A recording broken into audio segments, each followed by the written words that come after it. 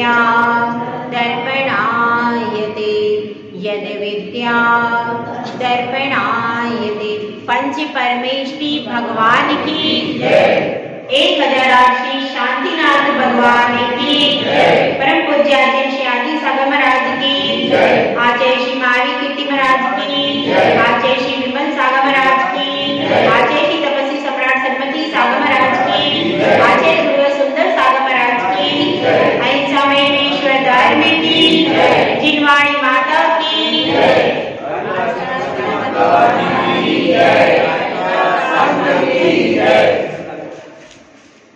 एक छोटा बच्चा आसमान की तरफ देख रहा था। बहुत देर हो गई।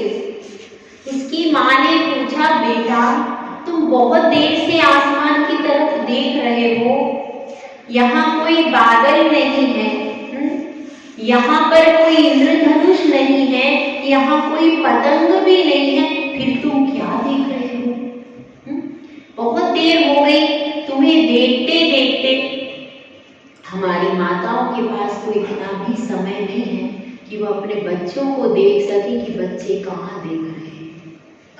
माताएं बहुत बिजी हो गई हैं, उनको समय नहीं है कि वे अपने बच्चे से पूछ सके कि तुमने स्कूल में गए थे, वहां पर किससे मिले, तुम्हारे दोस्त कौन हैं और तुमने दिन भर क्या क्या किया, क्या क्या खाया, कहाँ पर ट्यूशन में गए थे, वहां पर क्या हुआ, स्कूल में गए थे, वहां पर क्या हुआ।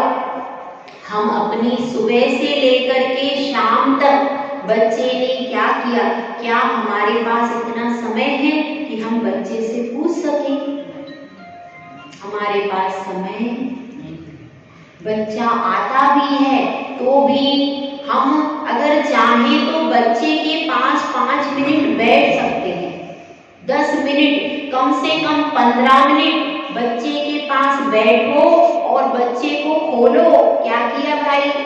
अगर आप बचपन से बच्चे की यह आदत डाल देंगे उसको खोलने की, तो बच्चा जिंदगी भर आपसे खुला रहेगा। और आपने कभी खोलने की कोशिश ही नहीं की, बोलने की कोशिश ही नहीं की, तो बच्चा खुलेगा क्या? आज के समय में बच्चों के अंतस को टटोलने की जरूरत है, तो उनसे बोलने की जरूरत है और उनको खोलने की जरूरत है। समय निकालिए जिसको आपने जन्म दिया। यदि समय नहीं था तो जन्म क्यों दिया? मेरे पास तो समय नहीं था, मैंने किसी को उत्पन्न नहीं किया। आपके पास तो समय था ना, आपने वो परिवार खुद ही बसाया है ना, 9 महीने कष्ट सहे हैं ना, तो फिर अब उनको जन्म दिया है तो जिंदगी भर आपको आधे घंटे का टाइम उनके लिए पर्सनली देना है। वे कहाँ जा रहे हैं, किससे मिल रहे हैं, किससे बात कर रहे हैं, कौन उनको टीचर ने डांटा है तो क्यों डांटा, टीचर ने पुरस्कार दिया है तो क्यों दिया है, वह गिरे तो क्यों, वे उठे क्यों, उसके पूरे आपके पास कम से कम आधा घंटा अपने बच्चे के जीवन में झांकना और उसका पूरा का पूरा बाहर निकालना, उसने दिन भर क्या किया, ताकि बच्चे को लगे कि मेरे सारे फ्रेंड से, मेरी सारी टीचर से सबसे ज्यादा अच्छी सलाह कौन देता है? मेरी माँ।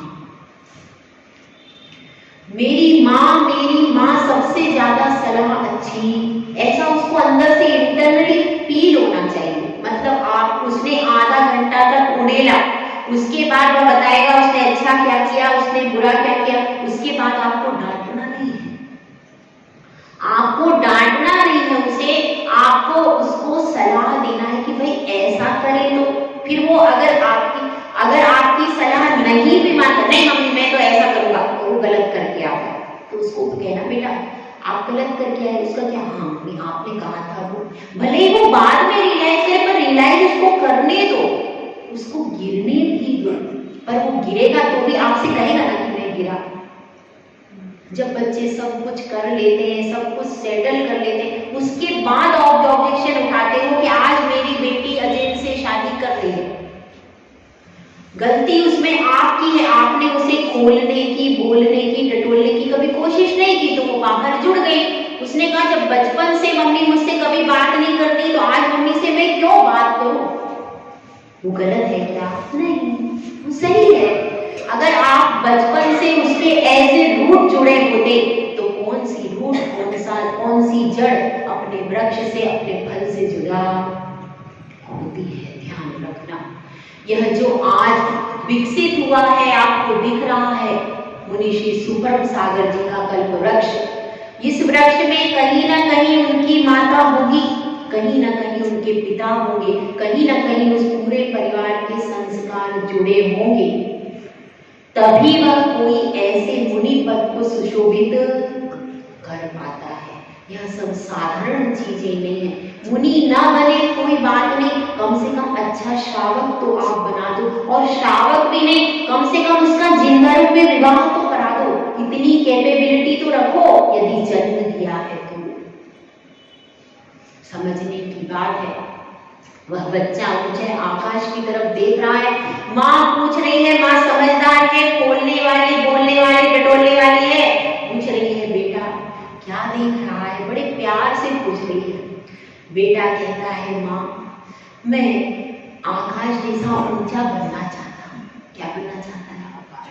आकाश जैसा ऊंचा बनना चाहता हूँ। ये सबके सिर पर छाया रहता है, कोई इसको छू नहीं पाता, कोई इसके जैसा ऊंचा। बादल भी जाता है मगर बरस करके खाली हो जाता है, विलीन हो जाता है, ये तो कभी नीचे नहीं आता। मुझे ऐसा बनना है कि सबसे ऊपर रहूं। उसकी इच्छा देखती है माँ और कहती है बेटा यदि तुझको सबसे ऊंचा बनना है तो पहले जो ऊंचे बन गए हैं उनके चरण चिन्हों पर चलना होगा। देख बेटा इस आकाश के ऊपर भी कोई है जो तुझे दिख नहीं रहा। माँ मुझे तो कोई नहीं दिखता। देख, ध्यान से देख, अपने ध्यान से देख, वहां पर सिद्ध परमेष्टि है। सिद्ध परमेष्टि इस आकाश में है और आकाश में सबसे ऊपर यदि कोई मनुष्य पहुंच सकता है तो वे वही है। तुझे सिद्ध बनना है तू ये बोल। आकाश तो अमूर्तिक है, उसका स्वभाव अलग है, वह तो अजीव द्रव्य है। तुझे जीव द्रव्य में यदि सबसे ऊपर उठना है तो सिद्ध बनना सीख। और बच्चे के दिल में ख्वाहिश क्या पैदा हो गई? मुझे सिद्ध बनना है। ये होता है क्रिएटिविटी। आप बच्चों में क्रिएटिविटी किस तरह से डेवलप कर सकते हो? आप में वो कला आनी चाहिए। वह बच्चा अब सिद्ध बनने के लिए पुरुषार्थ करना शुरू कर देगा। उसका लक्ष्य निर्धारित हो चुका है। हर व्यक्ति चाहता है मुझे ऊंचा उठना है, मुझे बड़ा बनना है, मुझे महान बनना है। इच्छा सबकी यही रहती है, चाहे वो समाज के बीच में रहे, चाहे वो देश के बीच में रहे, चाहे वो घर में रहे। हर व्यक्ति अपने आप को सुपीरियर ही सिद्ध करने के लिए पूरी जिंदगी जंग करता रहता है। बच्चा भी यह चाहता है उसको किसी की डांट नहीं पड़े, उसको कोई कुछ कहे नहीं। बहू यह चाहती है मैं घर में आई हूँ, मैं डॉक्टर पढ़ के आई हूँ, मैं इंजीनियर पढ़ के आई हूँ, मैं MBA करके आई हूँ, सासू जी मुझको कुछ कहे नहीं। मुझे जितना आता है, जैसा बनाना आता है मैं बना कर दूंगी, लेकिन मुझे टुक टुक नॉट अलाउड चाहती है सब।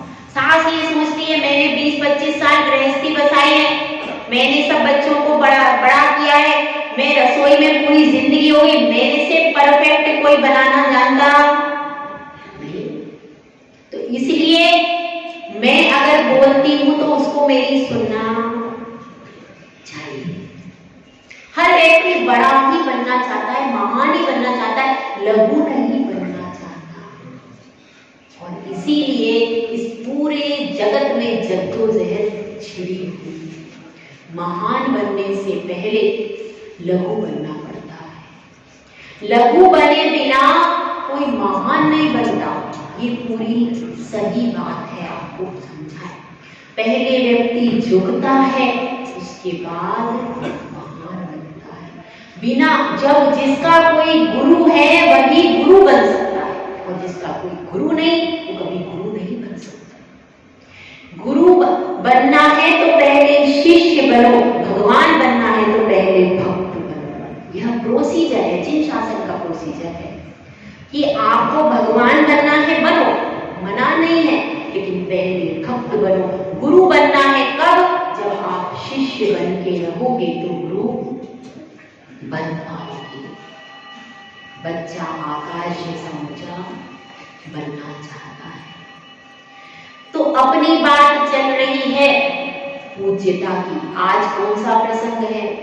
पूज्यता का प्रसंग है। हर व्यक्ति पूज्य बनना चाहता है, लेकिन जो पूज्य बन जाता है वह पूज्य बनने की इच्छा नहीं रखता। अगर आप पूज्य बनने की इच्छा रखोगे तो पूज्य नहीं बन पाओगे।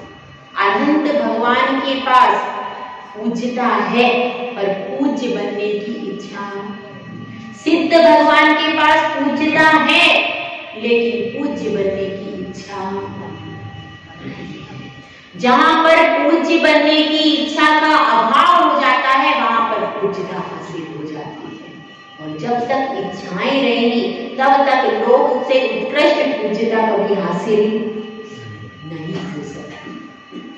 तो पूज्य बनने की इच्छा लेकर के सब आते हैं, सम्मान पाने की इच्छा लेकर के सब आते हैं। तो भगवान, अपनी चर्चा चल रही है महावीर प्रभु की, वे भी बनना चाहते थे। मरीचि की पर्याय में उन्होंने डिसाइड किया मैं बाहर जाता हूँ, समोसरण से बाहर निकल गए। इच्छा क्या थी? मैं तो तीर्थंकर बनूंगा, तो फिर मैं किसी के आगे नतमस्तक क्यों हो? वे लघु नहीं बनना चाहा, उन्होंने गुरु बनना चाहा, महान बनना चाहा। और लेकिन गुरु बनने से लेकिन मिथ्यात्व के कगार पर चले गए तो महान बने क्या वो? नहीं, फिर वे नीचे गिरते चले गए। इसलिए देखना जरूरी है कि पथ तो सम्यक ही होना चाहिए। पथ में मिथ्यात्व यदि हो गया तो आप जरूर नीचे। सबसे पहला कदम सम्यक होना चाहिए, आपका श्रद्धान सम्यक होना चाहिए। यह आपका परमात्मा की राह पर पहला कदम है, नर्सरी क्लास है। जिन धर्म की नर्सरी क्लास क्या है? सच्ची श्रद्धा। केवल वीतरागी, सर्वज्ञ और हितोपदेशी गुरु ही मेरे आराध्य हैं। मेरा यह श्रीफल उन्हीं के आगे झुकेगा। यह क्या है?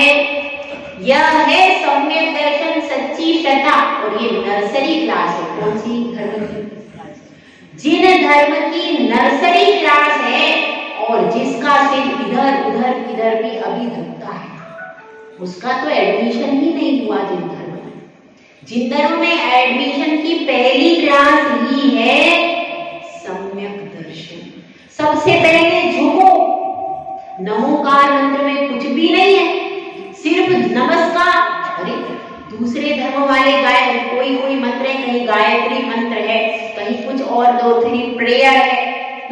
वहीं वहां पर कहीं कहीं सब में गुणगान है तरह तरह का, कहीं पे नमस्कार नहीं है भैया। दूसरी प्रार्थनाओं में देख लो, सब जगह अपने अपने आराध्य का गुणगान है उनके मंत्रों में। आप देख लीजिए, गायत्री मंत्र है और भी जितनी भी प्रार्थनाएं उनके प्रभु के गुणगान है उनकी प्रार्थनाओं में। लेकिन हमारा मंत्र कैसा, जिसमें नमस्कार के अलावा कोई गुणगान नहीं है? गुणगान है कैसे? सिर्फ नमस्कार, ओनली नमस्कार और कुछ भी नहीं। इसीलिए यह नमोकार मंत्र सबसे विशेष है। केवल नमस्कार से ही सब कुछ हो गया।